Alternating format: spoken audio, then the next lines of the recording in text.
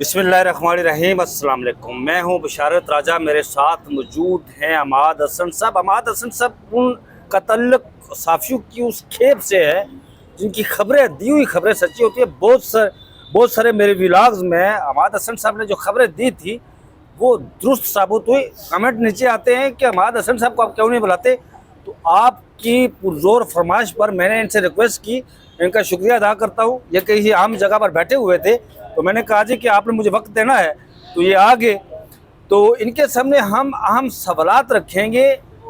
یہ بڑے اندر کے صحافی ہے، بہت اندر کے صحافی ہیں کہ ایک عمران خان صاحب کو جو 11 اور 12 جون کے درمیانی شب کو عمران خان صاحب کو اڈیالہ سے نکالا گیا، خبر سامنے آئی، کہاں لے کر انہیں جایا گیا یہ کسی کو پتہ نہیں ہے کہ کہاں لے کر جایا گیا، لیکن عماد حسن صاحب کو پتہ ہے کہ انہیں کہاں لے کر جایا گیا۔ عمران خان صاحب سے براہ راست مذاکرات ہو رہے ہیں۔ موجودہ حکومت اسٹیبلشمنٹ میں کہیں ضرور کوئی دراڑ موجود ہے، تلخی موجود ہے، یہ چیزیں۔ اور پھر پاکستان تحریک انصاف کی جو خیبر پختونخوا کی حکومت ہے، انہوں نے بجٹ پیش کیا ہے۔ عماد بھائی سے یہ پوچھیں گے کہ اگر وہ بجٹ پیش نہ کرتے تو کیا کرتے، ان پر تنقید، سہیل افریدی پر تنقید کیوں ہو رہی ہے۔ ناظرین میں ایک بات آپ کو اور بتا دوں کہ عماد حسن صاحب یہ وہ صحافی ہیں، یہ وہ جرنلسٹ ہیں، جب سہیل افریدی پر تنقید کر رہا تھا ایک خاص گروپ کہ جی دیکھیں یہ ڈرگ مافیا ہے، یہ موبائل بیچتا ہے چوری کے، پتہ نہیں یہ لینڈ مافیا، یہ فلاں فلاں فلاں، تو عماد حسن صاحب نے اپنے ثبوت ایویڈنس کے ساتھ کہا تھا کہ بھائی اس کے پاس تو زمین ہی نہیں ہے اپنی، یہ تو کرائے کے مکان میں رہتا ہے۔ تو اس پر بھی وہ لٹھ بردار جو ہے ان کے پیچھے ان کے پڑ گئے تھے۔ تو یہ وہ جرنلسٹ ہیں، صحافی ہیں، بغیر لگی لپٹی کے رکھتے ہیں، کسی کی کوئی سائیڈ نہیں لیتے۔ عماد صاحب آپ کا بہت شکریہ۔ یہ بتائیں کہ یہ 11 اور 12 کی درمیانی شب کو کہاں لے کر جایا گیا عمران خان صاحب کو؟ آپ کے اپنے ذرائع کیا کہہ رہے ہیں؟ بڑے وہ آپ کے ذرائع جو ہے نا وہ بڑے اندر کے ذرائع ہوتے ہیں۔ بہت شکریہ بشارت۔ دیکھیں پہلے وہ تصحیح کر لوں، سہیل افریدی کے حوالے سے جو میں نے بات کی تھی وہ یہ تھی کہ ایک گروپ اس پہ الزامات لگا رہا تھا، پتہ نہیں کہاں سے اشارہ تھا کہ یہ کوئی ویڈیو آئی تھی کہ یہ اس پہ بھنگ کی کاشت ہے اور یہ سہیل افریدی کی زمین ہے۔ تو میں نے اس زمین کے باقاعدہ کاغذات اور مالک کا نام اور وہ سارا نکال کے رکھا تھا کہ یہ تو سرے سے سہیل کی زمین ہی نہیں ہے۔ لیکن میں یہ نہیں کہتا کہ سہیل کوئی بہت اجلا بہت فرشتہ آدمی ہے، لیکن وہ بات غلط تھی اور میں نے وہ بات کی تھی۔ بلکہ اگر آپ کو یاد ہو تو آپ کی موجودگی میں سہیل جی وہ جب سپریم کورٹ کے باہر بیٹھا تھا تو وہاں پر آپ کو اسے بلایا، شکریہ ادا کیا تھا آپ کا۔ دوسری بات یہ ہے کہ عمران خان کو جو میرے انفارمیشن ہے انہیں ہاسپٹل کے علاوہ کہیں نہیں لے جائے گیا۔ جو 11 اور 12 کی درمیانی شب کو وہی بات کر رہا ہوں، نہیں لے جائے گیا۔ یہ تاثر سراسر غلط ہے۔ میں اپنے انفارمیشن عمران خان کے ساتھ کمیونیکیشن ڈائریکٹ نہیں ہو رہی ہے۔ اچھا، ڈائریکٹ نہیں ہو رہی ہے، عمران خان کے ساتھ نہیں ہو رہی ہے۔ وہ جو ان کے باہر کے جو لیڈرشپ ہے ان میں سے کچھ لوگوں کے ساتھ بات ہوئی ہے، ٹھیک، اور ان لوگوں میں بعض لوگ ایسے ہیں جو بظاہر تو پی ٹی آئی کے یا عمران خان بڑے لائلسٹ ہیں، لیکن وہ لائلسٹ نہیں ہے۔ اور ایک موقع آیا تھا 2.5-3 مہینے پہلے کہ کچھ معاملات آگے بڑھنے لگے تھے، لیکن پھر بہت سارے لوگ ہیں، مشال یوسف زئی میں نام لے لیتا ہوں، ان لوگوں نے معاملہ بگاڑ دیا تھا۔ اب صورتحال یہ ہے کہ جو باہر بیٹھے ہوئے ہیں اس میں مختلف قسم کے لوگ ہیں، لیکن پی ٹی آئی کے اندر سمجھدار لوگ بہت ہی کم ہیں۔ اس وقت اگر پی ٹی آئی کے معاملات کو سمجھداری کے ساتھ کوئی دیکھتا ہے یا تو اس میں کچھ لوگ ہیں، یعنی اسد کیسر کی مثال آپ لے لیں۔ اسد کیسر کو معاملات کی سمجھ بھی ہے، بہت سینئر آدمی بھی ہے، 1996 سے پی ٹی آئی میں ہیں، لیکن بدقسمتی سے پی ٹی آئی بہت سارے لوگوں کے ہاتھوں میں ہے، یعنی کہیں سہیل افریدی کے ہاتھ میں، کہیں علیمہ خان کے ہاتھ میں، کہیں گنڈا پور کے ہاتھ میں، کہیں کسی اور کے ہاتھ میں ہے۔ पार्टी जब तक मुजतमी नहीं होगी, एक एक जगह पर जब तक वन नहीं मैन होगी। लीडरशिप पे हाँ। नहीं आएगी, तो फिर उस वक्त तक अगर उनके साथ कम्युनिकेशन हो भी रही हो, बात हो भी रही हो, तो उसके खातिर खां नताइज तो नहीं निकलेंगे। यानी जिस तरह मैंने आपसे कहा कि 3 महीने पहले कुछ मामलात आगे बढ़ने लगे थे, लेकिन चूंकि बहुत सारे ग्रुप से दूसरे ग्रुप ने, यानी किसी और ने नहीं बिगाड़ा मामला पीटीआई के अंदर ही से बिगाड़ा गया, अच्छा, पीटीआई के अंदर से के बिगाड़ा अंदर से बिगाड़ा गया। अब हाँ। चाहिए क्या? अब ये बात जो अभी आप कर रहे हैं ना, अच्छा, ये बात आपने 3 माह पहले की थी मेरे एक व्लॉग में, लेकिन आज एक बंदे ने ट्वीट किया है, उसने ये ट्वीट किया कि 3 माह कबल एक वक्त ऐसा आया था कि इमरान खान साहब की उस जगह पर तक पहुंच, ये ट्वीट किया उस बंदे ने। आज जो बात अभी कर रहे हैं ना आप, लेकिन ये बात आपने 3 माह पहले, नाज़रीन, मेरे एक व्लॉग में, ये गालबन ईद से कबल की बात है जी, आपने मेरे व्लॉग में ये बात की थी। हाँ, सुप्रीम कोर्ट में हम बैठे हुए थे, तो आज उसने कहा एक वक्त ऐसा आया कि वहाँ इमरान खान साहब के हवाले से मामलात इस हद तक चले गए थे, लेकिन पीटीआई के अंदर से दो लोग, नाम नहीं लिखा, उसने कहा कि 2 शख्स ऐसे थे जिन्हें कोई अपनी अना जिनके आड़े आ रही थी और नहीं हो रहा था। यही तो मैं आपसे हाँ। उस वक्त भी मैंने कहा था कि भाई मामलात कुछ आगे बढ़ने लगे हैं, हाँ। और फिर वो मामलात अचानक अब पीटीआई के अंदर सारे लोगों पे आप एतमाद नहीं कर सकते, और ये सिर्फ पीटीआई नहीं, तमाम जमातों के अंदर इस तरह होता है। लीडरशिप लायल नहीं होते, बज़ाहिर लायल होते हैं लेकिन लायल होते नहीं है। पीटीआई के अंदर भी ये चीज़ बहुत ज़्यादा है। अब पीटीआई वाले मामले को समझ नहीं रहे हैं। जिस दिन उनको मामले की समझ आ गई कि भाई हमारा दुश्मन कौन है, हमें किसको टारगेट करना चाहिए, वो उस जगह को टारगेट कर रहे हैं जिस जगह बात को फिर टारगेट बनेगी। ही नहीं करना हाँ, चाहिए, फिर बात बनेगी। वो उस पे हमले कर रहे हैं।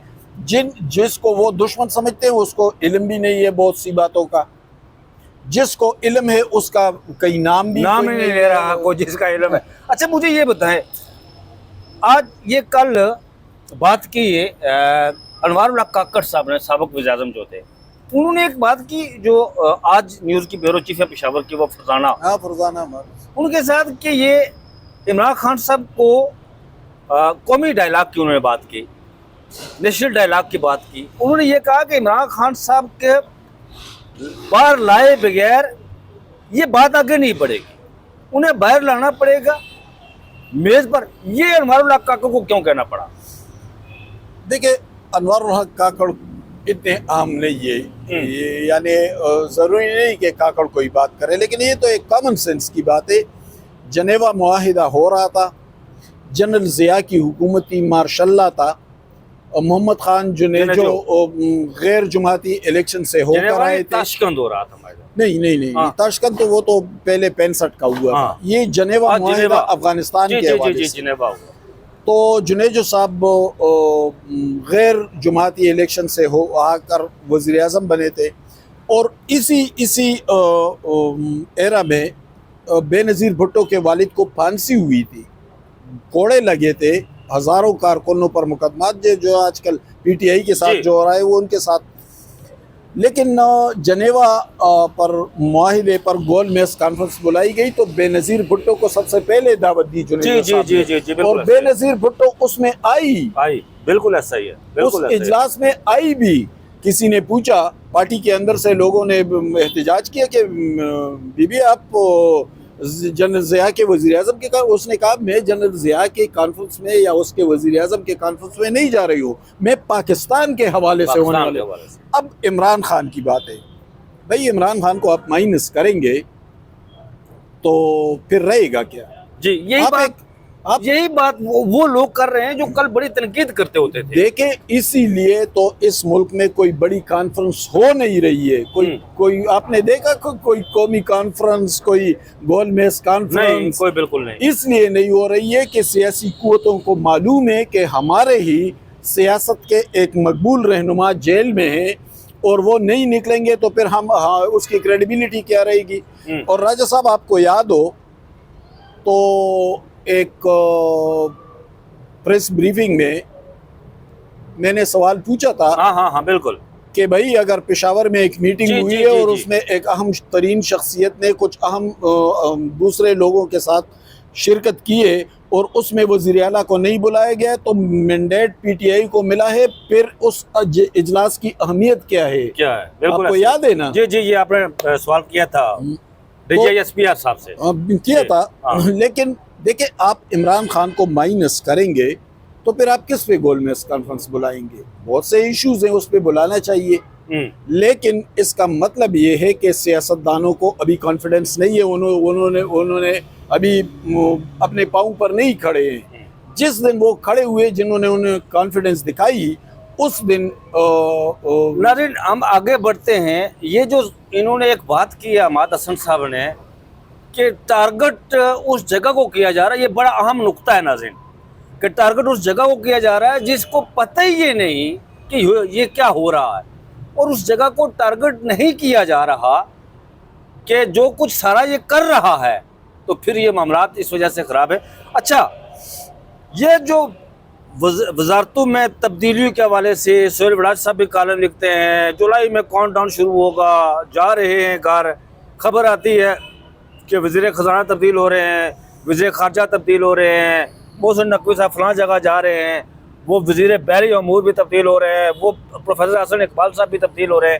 یہ کیا کہانی ہے؟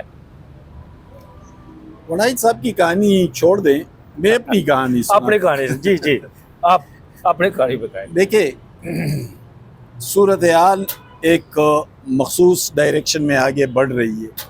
ٹھیک ہے ایران جنگ کا مسئلہ تھا، حل ہو گیا. جی، سی ڈی ایف اور پرائم منسٹر کی اچھی کمبینیشن تھی، دونوں اکٹھے، کوارڈینیشن اچھا تھا، کام ہو رہا تھا، معاہدہ بھی ہو گیا، ایم او یو سائن بھی ہو گیا، بحیثیت ثالث اس پہ پاکستان نے دستخط بھی کیے. یہ بڑی کامیابی ہے جی، کامیابی ہے، بہت بڑی کامیابی ہے. کوئی دو رائے ایک پروجیکٹ اختتام کو پہنچا.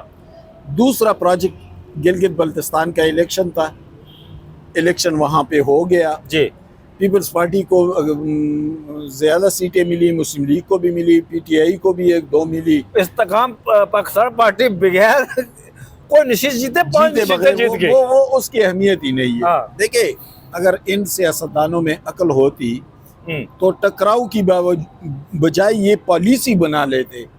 اب میں نے کل ایک ٹی وی شو میں کہا بھی کہ بھائی اٹھیں، یہ نواز شریف جو سول سپرمیسی اور ووٹ کو عزت دو کا نعرہ لگا رہے تھے، وہ اٹھے اور کہے پیپلز پارٹی سے کہ آپ کے پاس 10 سیٹیں، 6 میرے پاس ہے، 16 ہو گئے، 1-2 پی ٹی آئی کے پاس ہے، اور ہم ٹوٹل مل کر 18-20 ممبران بن جاتے، 33 ممبران کی اسمبلی ہے، اکثریت مل جائے گی، آئی جمہوری حکومت بنا لے، علیم خان جانے اور ان کا کام جانے اور ان کو میدان میں اتارنے والے جانے.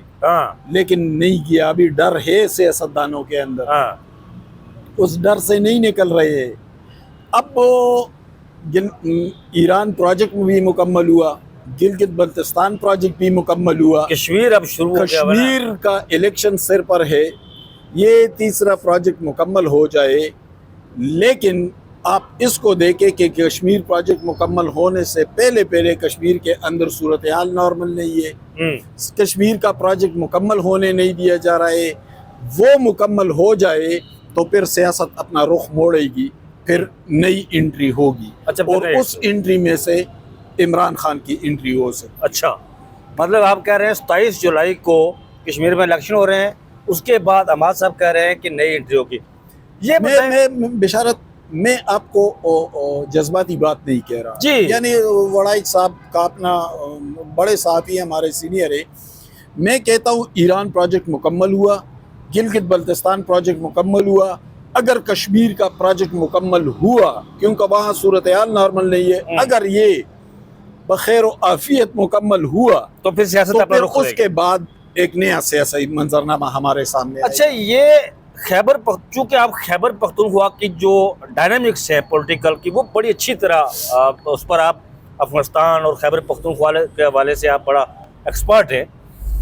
یہ جو کہا جا رہا تھا، مجھے آج تک عماد صاحب یہ اس بات کی سمجھ نہیں آئی کہ سہیل افریدی کو کیوں کہا جا رہا تھا کہ آپ نے بجٹ پیش نہیں کرنا. جی، بجٹ کو عمران خان صاحب سے نتھی کیا جا رہا تھا، اسے بجٹ پیش کر دیا. جی، بڑا خسارے کا بجٹ پیش کیا. کچھ چیزیں اسے کہا جائے کہ ہم جو فیڈرل ہم سے پیسے مانگ رہا ہے ہم اس وقت تک نہیں دیں گے جو فاٹا کے پیسے ہمیں 300 ارب روپے نہیں ملتا، اس وقت تک نہیں دیں گے جب تک عمران خان صاحب کی جو آئینی اور قانونی جو ان کا آئین اور قانون جو ان کو دیتا ہے حق وہ بحال نہیں ہوتا، اس وقت تک ہم نہیں دیں گے۔ یہ کیوں کہا جا رہا تھا اس کو کہ بھائی بجٹ تو پیش نہ کر، بجٹ پیش نہ کرتا تو ملازمین کو تنخواہیں کہاں سے ملتی؟ دیکھیں یہ تو کچھ بچگانہ سی باتیں ہیں کہ بجٹ پیش نہ کریں، یہ نہ کریں، بھائی انتظامی امور صوبہ چلانا ہوتا ہے، وہ تو الٹیمیٹلی وہ تو اسی طرح ہوگا۔ اب پی ٹی آئی کو میں کہتا ہوں، اکثر لوگ پوچھتے ہیں پی ٹی آئی، میں کہتا ہوں پی ٹی آئی کو عقل و خیرت کا معاملہ درپیش ہے۔ اب پی ٹی آئی کے اندر سے ایک قوت کیوں ابری؟